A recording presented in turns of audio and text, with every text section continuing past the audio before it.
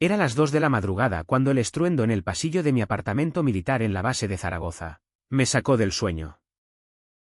La puerta se abrió de golpe, astillándose el marco con violencia. Francisco lo llenaba todo con su silueta imponente, respirando agitado por la rabia. Pero no estaba solo, detrás de él. Ricardo bloqueaba la salida, con los puños cerrados, convirtiendo la habitación en una trampa. En ese instante, supe que la lucha por sobrevivir había empezado de verdad. Y que no me rendiría en silencio. 20 años de miedo, control y manipulación habían culminado en ese momento. Esa noche, todo cambiaría. Me llamo Carmen López. Y he enfrentado fuego enemigo en misiones en el Sahel. Pero nada me preparó para el terror que invadió mi propio hogar esa fría noche de febrero. El golpe contra la puerta me despertó como un disparo. Mi entrenamiento militar se activó al instante: evaluar, analizar, responder. Mis pies tocaron el suelo helado. Pero antes de que pudiera moverme, la madera crujió y estalló hacia adentro. Francisco estaba allí, su corpulento cuerpo recortado contra la luz del pasillo, el pecho subiendo y bajando con furia contenida. El hombre que había dominado mi vida durante más de una década me había encontrado. ¿Creías que podías esconderte de la familia? ¿Carmen? Gruñó con la voz pastosa por el brandy, su bebida preferida cuando la violencia le bullía en la mente. Intenté alcanzar mi teléfono en la mesita de noche, pero él se abalanzó, golpeándolo y enviándolo al otro lado de la habitación, donde se hizo añicos contra la pared. Detrás de él, Ricardo entró en escena, cerrando la puerta con una lentitud deliberada. El clic del cerrojo desde fuera me heló la sangre. Lo habían planeado todo. Solo queremos hablar, dijo Francisco. Pero sus puños cerrados contaban otra historia. Los mismos puños que habían aterrorizado a mi madre durante años. Has estado metiendo ideas en la cabeza de tu madre, haciéndole creer que puede irse. Retrocedí hacia la ventana, calculando distancias, opciones. Mi arma de servicio estaba en la caja fuerte, según las regulaciones de la base. 8 segundos para llegar a ella. Demasiado. La ventana era blindada. Tercer piso sin balcón. El baño a mi izquierda era un callejón sin salida. Ella te llamó, ¿verdad? Dije, manteniendo la voz firme para ganar tiempo. Así me encontrasteis. La risa de Francisco fue amarga, como un vino agrio. Tu madre sabe cuál es su lugar. No como tú. Ricardo probó el picaporte desde fuera, asegurándose de que aguantara. Francisco, date prisa. Alguien podría oírnos. Que oigan, espetó él, avanzando. Mi hijastra necesita aprender respeto. Cambié el peso de mi cuerpo, recordando las sesiones de combate con mi compañera Ana. Mantente ligera. Mantente lista. La habitación era pequeña, típica de las viviendas militares españolas. Pero conocía cada centímetro. La lámpara podía ser un arma. La silla junto al escritorio. Incluso el marco con la condecoración en la pared. Aquí no tienes poder, le dije, sorprendiéndome por la firmeza en mi voz. Esto es una base militar. La seguridad. La seguridad está cambiando de turno ahora mismo. Me interrumpió Francisco, mirando su reloj. Ricardo hizo sus deberes. Tenemos 15 minutos.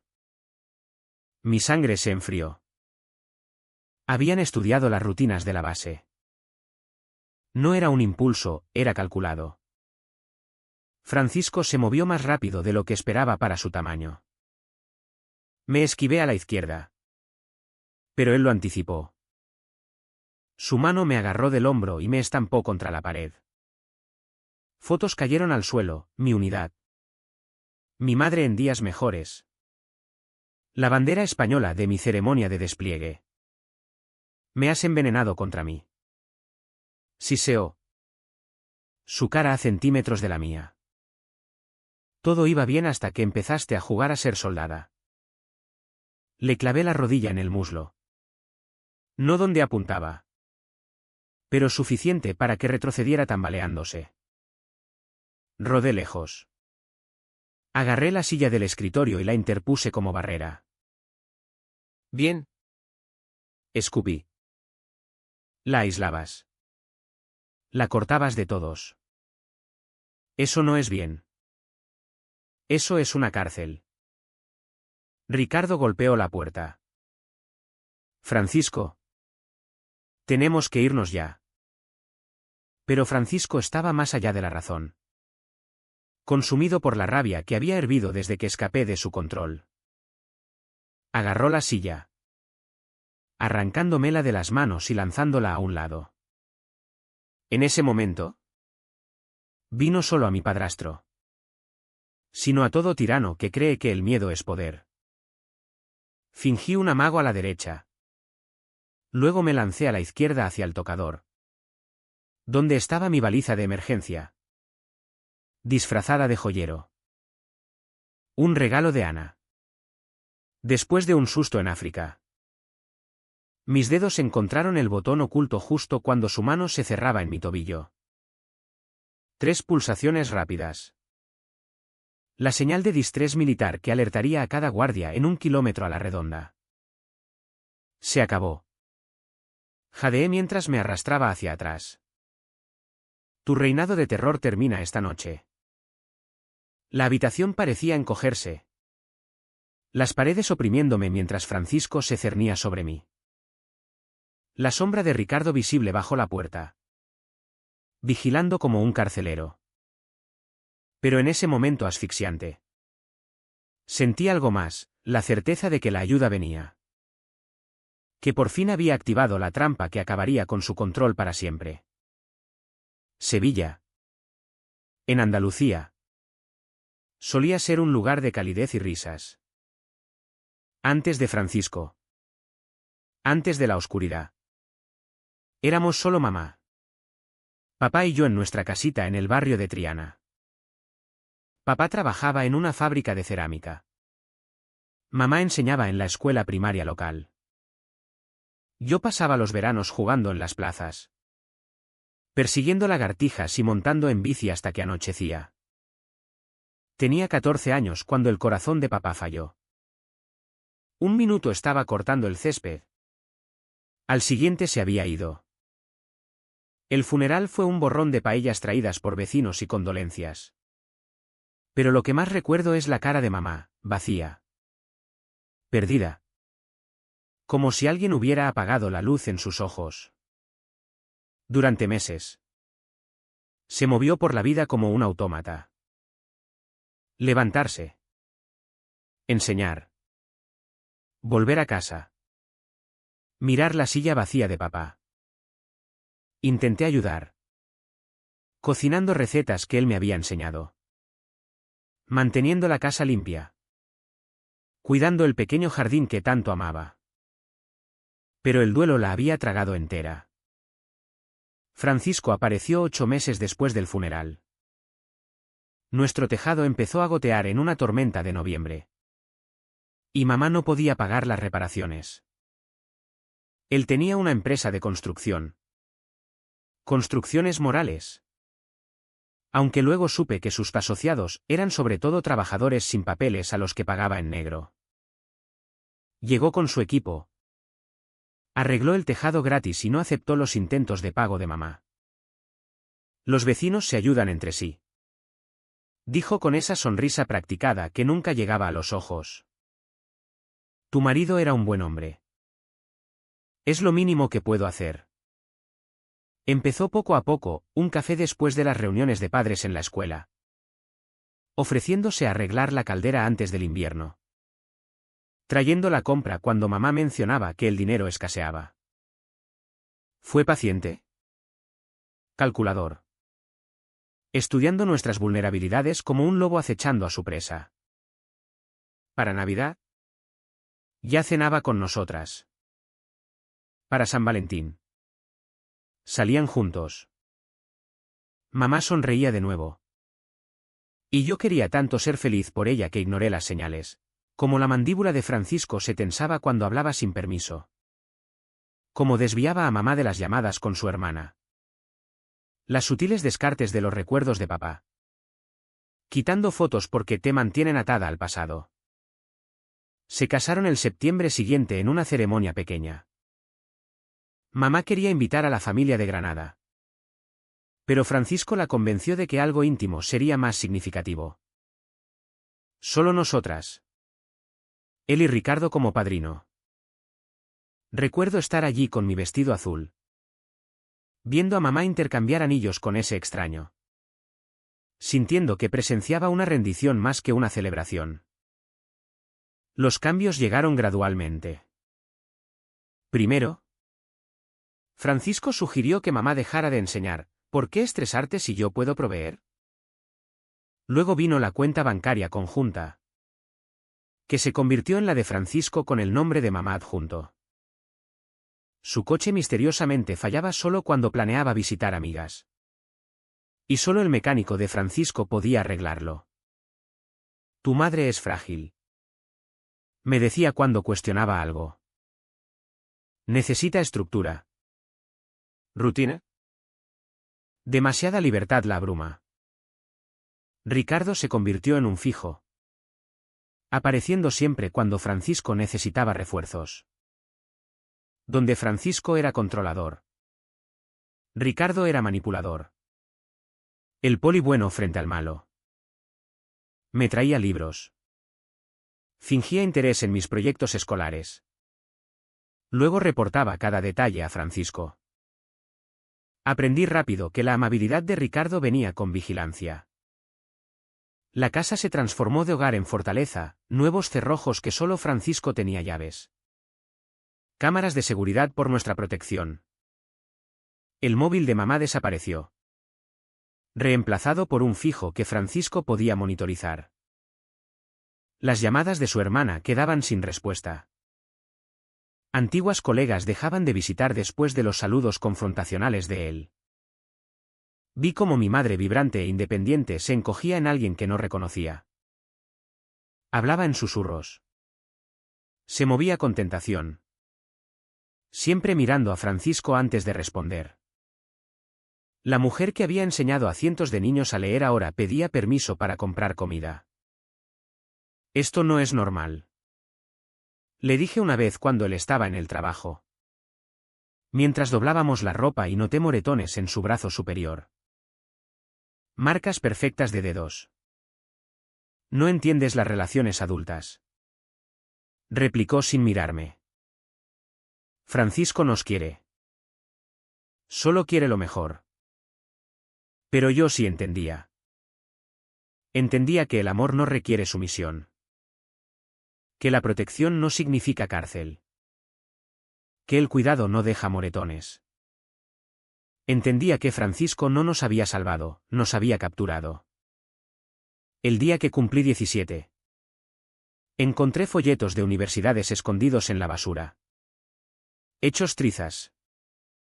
Escuelas a las que había pedido información. Sueños que Francisco había interceptado y destruido. Esa noche, mirando esos fragmentos de mi futuro, tomé una decisión.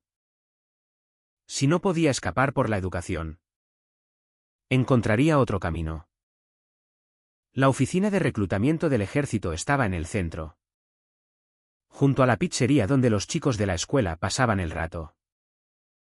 La había pasado 100 veces, sin imaginar que sería mi salvavidas. Pero sentada frente a la sargento Ruiz, escuchándola describir el entrenamiento básico, Despliegues y servicio. Oí algo más, libertad. Propósito. Una fuerza que Francisco no podía tocar. La casa se había convertido en mi prisión mucho antes de que entendiera que era una reclusa. Francisco había perfeccionado el arte del control, tejiendo barrotes invisibles en cada aspecto de nuestras vidas. Cada día seguía su rutina prescrita: desayuno a las 6:30. Actividades de mamá reportadas al mediodía. Cena a las 6 en punto. Desviarse significaba consecuencias. Aunque nunca donde los de fuera pudieran ver. Mi último año de instituto debería haber sido sobre solicitudes universitarias, fiestas y posibilidades. En cambio, fue sobre supervivencia. Francisco monitorizaba cada movimiento mío a través de Ricardo, que misteriosamente consiguió un trabajo como conserje en mi escuela. Solo vigilando a la familia, decía, apareciendo fuera de las aulas, en la cafetería, incluso cerca del baño de chicas. Tus notas están bajando, anunció una noche, sosteniendo mi boletín. Todos sobresalientes con un notable en matemáticas. Distraída por chicos, ¿verdad? Es matemáticas avanzadas. Protesté. Todos sufren con la clase del profesor Gómez. Su mano golpeó la mesa. Mamá se encogió. Yo había aprendido a no hacerlo. Sin excusas. Dejarás el equipo de debate. Demasiado tiempo fuera de casa. El debate era mi salvavidas. La única actividad que Francisco no había robado aún. Pero necesito extracurriculars para la universidad. ¿Universidad? Río con frialdad despectiva. No eres material de universidad. Después de graduarte, trabajarás en el almacén. Tomás te guarda un puesto. Buen dinero. Cerca de casa donde podamos vigilarte. Tomás era otro socio de Francisco, dirigiendo un almacén que olía a aceite de motor y desesperación. Había visto a las chicas que trabajaban allí, con ojos vacíos, yendo a ninguna parte, atrapadas en empleos sin salida que apenas cubrían el alquiler. Mamá, supliqué. Pero ella miró su plato. Hombros encorvados en derrota. Esa noche les oí discutir. O más bien a Francisco regañando mientras mamá gemía disculpas. A la mañana siguiente. No me miró. Llevando un jersey de cuello alto pese al cálido septiembre andaluz. Empecé a planear en secreto. La orientadora del colegio, la señora Martínez, se convirtió en mi confidente. Durante supuestas sesiones de tutoría, me ayudó a explorar opciones. El ejército surgía una y otra vez, sueldo estable, beneficios educativos y, lo más importante, extracción inmediata del alcance de Francisco. Necesitarás consentimiento parental si tienes 17. Advirtió. O espera los 18. Mi cumpleaños estaba a 3 meses. 3 meses de asfixia. Viendo a mamá desaparecer más en sí misma. Con Francisco apretando su garra. Pero podía aguantar 3 meses por la libertad. Francisco debió intuir mis planes. La vigilancia se intensificó. Ricardo empezó a llevarme y traerme del colegio. Quitaron el cerrojo de mi puerta por seguridad. Registraban mi mochila cada noche. Los moretones de mamá migraban a lugares más ocultos. Y su silencio se hacía más pesado. El punto de quiebre llegó en noviembre. Había escondido un folleto de reclutamiento en mi libro de matemáticas. Francisco lo encontró en su inspección nocturna. ¿Planeando abandonar a tu madre? Lo sostuvo como prueba de traición. Después de todo lo que hemos hecho por ti. ¿Hecho por mí? Nos has encarcelado. El bofetón vino rápido. Afilado en mi mejilla. Mamá jadeó. El primer sonido en días. Aprenderás respeto. Gruñó. Ricardo se muda la semana que viene. Ojos extra ya que no se puede confiar en ti. Ricardo ocupó la habitación del sótano. Su presencia era un recordatorio constante de que escapar era imposible. Patrullaba el pasillo de noche. Comprobando puertas. Vigilando. Yo yacía despierta. Contando días hasta los 18. Hasta la libertad. Hasta poder salvarnos a ambas. Pero Francisco tenía otros planes. 2 semanas antes de mi cumpleaños. Le oí al teléfono con Tomás sobre poner a la chica a trabajar pronto. Domarla antes de que se le suban ideas. El trabajo en el almacén no empezaba después de graduación, empezaba ya. No lo haré. Le dije a mamá cuando estuvimos solas. Doblando ropa en el sótano mientras Ricardo estaba arriba. Tienes que hacerlo. Susurró. Mirando al techo. Por favor. Carmen. No lo empeores. ¿Empeorar? ¿Cómo puede empeorar? Se subió la manga ligeramente. Revelando moretones de dedos sobre los amarillos de semanas antes. Siempre puede empeorar. Esa noche. Decidí. En mi 18 cumpleaños. No solo me iría, lo haría con ruido. Con testigos. Con documentación. La señora Martínez me ayudó a preparar fotos de los moretones de mamá tomadas en pausas de baño en el colegio. Grabaciones de amenazas de Francisco en una vieja grabadora escondida en mi mochila. Un rastro de control y abuso. Mi 18 cayó en martes. Ya había firmado los papeles de alistamiento en secreto. Falsificando la firma de mamá con la señora Martínez como testigo. El sargento de reclutamiento llegaría al colegio a las 3 para recogerme directamente. Francisco no podía parar lo que no veía venir. Esa mañana. Sonrió en el desayuno. Tomás te espera en el almacén después del colegio. Ricardo te llevará. Asentí. Fingiendo obediencia.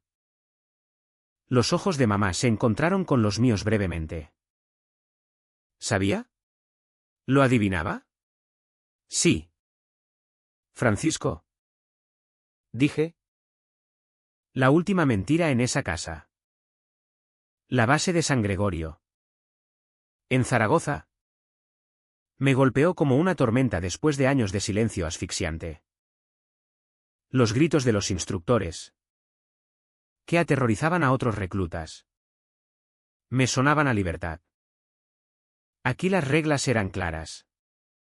Las expectativas transparentes. El respeto se ganaba por mérito. No por miedo. López. Cuerpo a tierra y 20 flexiones. Ladró el sargento mayor el día 3. Caí sonriendo. Esas flexiones eran mi elección. Mi consecuencia. No como los castigos arbitrarios de Francisco. Diseñados para romper espíritus. Cada flexión me fortalecía. Cada ejercicio construía confianza. Cada desafío probaba que era más que la víctima de Francisco. Ana Torres dormía en la litera de arriba. Una chica dura de Barcelona que se alistó para escapar de sus propios demonios.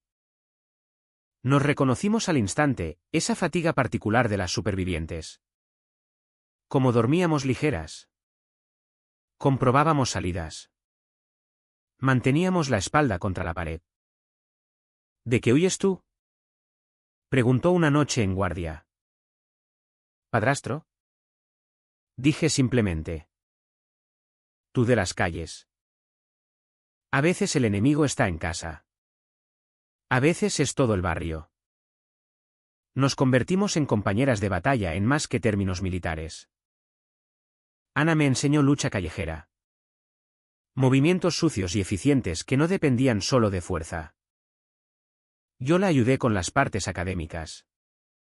Historia militar y regulaciones que me venían fáciles tras memorizar las reglas de Francisco. El entrenamiento básico reveló una fuerza que no sabía que tenía. Los circuitos de obstáculos que dejaban a otros jadeando me parecían juegos infantiles. Los juegos mentales para romper reclutas rebotaban en la armadura que había construido en años de guerra psicológica. Cuando el sargento intentó intimidarme, gritando sobre insuficiencia, me quedé inmóvil. Impasible. Había enfrentado monstruos reales. Esto era teatro. Excelente, López, dijo tras semanas de pruebas. Tienes acero dentro. Material de oficial si lo quieres. Lo quería. Quería cada galón. Cada cualificación. Cada pedazo de independencia. El ejército ofrecía entrenamiento avanzado. Escuela de paracaidistas. Combate. Me ofrecí voluntaria para todo. Cada certificación era otro candado en la puerta entre mí y Sevilla. Pero mamá me perseguía en sueños. En las breves llamadas permitidas durante el entrenamiento, su voz se hacía más pequeña. Distante. Francisco monitorizaba cada una. Su respiración audible al fondo. Estoy bien. ¿Cariño? Susurraba. Concéntrate en ti. Mamá. Puedes irte. Hay refugios. Programas. Tengo que colgar. Clic. Tras el básico. Destinada en Zaragoza. Me lancé a la vida militar. El despliegue al Sahel vino como alivio, un océano y continentes entre el alcance de Francisco y yo.